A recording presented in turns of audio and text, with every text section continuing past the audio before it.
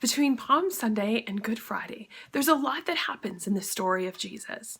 And as this week unfolds and we walk together into the Easter celebration, as I was reviewing these scriptures, there are so many scriptures that provide such a beautiful context for what it is that is occurring.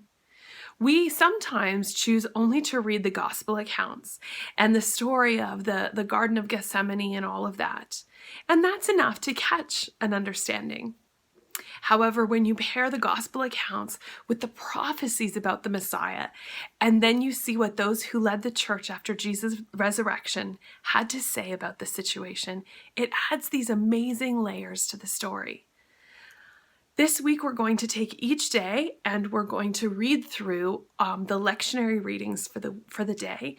And it's lots of context for the prophetic versions of what Messiah is to us. And so I pray that in reading these scriptures, you will have a deepening understanding of Christ's love for you and the purposes of God, whose plan reached across millennia to bring us back into relationship with Him. So for Monday, that's today. It's Isaiah 42, verse 1. Here is my servant, whom I uphold, my chosen in whom my soul delights. I have put my spirit upon him, and he will bring forth justice to the nations. He will not cry or lift up his voice or make it heard in the street. A bruised reed he will not break, and a dimly burning wick he will not quench. He will faithfully bring forth justice. He will not grow faint or be crushed until he has established justice in the earth, and the coastlands wait for his teaching. Thus says the Lord, the God who created the heavens and stretched them out, who spread out the earth and what comes from it, who gives breath to the people upon it, and whose spirit to those who walk in it. I am the Lord. I have called you in righteousness. I have taken you by the hand and kept you. I have given you as a covenant to the people, a light to the nations, to open eyes that are blind, to bring out the prisoners from the dungeon, from the prisons those who sit in darkness. I am the Lord, that is my name. My glory I give to no other, nor my praise to idols. See, the former things have come to pass, and new things I now declare. Before they spring forth, I tell you of them. That's a prophecy from the book of Isaiah, all about the coming of Messiah. And as we look at the coming of Messiah and we compare what Isaiah says to Jesus, you'll see that it fits right along. Psalm 36, verses 5 to 11. Your steadfast love, O Lord, extends to the heavens, your faithfulness to the clouds. Your righteousness is like the mighty mountains. Your judgments are like the great deep. You save humans and animals alike, O Lord. How precious is your steadfast love, O God. All people may take refuge in the shadow of your wings. They feast on the abundance of your house, and you give them drink from the river of your delights. For with you is the fountain of life. In your light we see light. Oh, continue your steadfast love to those who know you, and your salvation to the upright of heart. Do not let the foot of the arrogant tread on me, or the hand of the wicked drive me away. And that's a psalm that just talks about this desire to be known by God and to not be struck down by him, because the writer of the psalm knows that there is nothing that we can do that can make us good enough for God. So Psalms happens before the gospel. Psalm happens before the death and resurrection of Christ. And so we have this prophecy, and then we have a psalm that shows us the gap in relationship, not in God's desire, because there's still a strong desire by God to love us.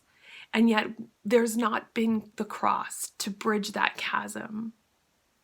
And in Hebrews, which is after the death and resurrection of Christ, Hebrews 9:11-15 says, "But when Christ came as a high priest of the good things that have come, then through the greater and the perfect tent, not made of hands, that is not of this creation. He entered once for all into the holy place, not with the blood of goats and calves, but with his own blood, thus obtaining eternal redemption. For if the blood of goats and bulls, with the sprinkling of the ashes of a heifer, sanctified those who have been defiled so that their flesh is purified, how much more will the blood of Christ, who through the eternal Spirit offered himself without blemish to God, to purify our conscience from dead works to worship the living God. For this reason, he, Jesus, is the mediator of a new covenant, so that those who are called may receive the promised eternal inheritance, because a death has occurred that redeems them from the transgressions under the first covenant. And that's the first covenant that is all that's written in the Old Testament that needed a blood sacrifice, and that the people of God needed to come to God through the priest. And yet the writer of Hebrews says that Jesus fulfilled that role of both the priest and the sacrifice. And so there's a new covenant that comes. And now if we pop right back into the Gospels, this is the narrative of what's happening this week in the story of Jesus between Palm Sunday and Easter. So 6 days before the Passover, Jesus came to Bethany, the home of Lazarus, whom he'd raised from the dead. There they gave a dinner for him. Martha served, and Lazarus was one of those at the table with Jesus. Mary took a pound of costly perfume made of pure nard, anointed Jesus' feet, wiped them with her hair, and the house was filled with the fragrance of the perfume. But Judas Iscariot, one of his disciples, the one who was about to betray him, said, "Why was this perfume not sold for 300 denarii and the money given to the poor?" He said this not because he cared about the poor, but because he was a thief. He kept the common purse and used to steal what was put into it. Jesus said, "Leave her alone. She brought it so that she might keep it she bought it so that she might keep it for the day of my burial. You always have the poor with you, but you do not always have me." When the great crowd of the Jews learned that he was there, they came not only because of Jesus, but also to see Lazarus, whom Jesus had raised from the dead.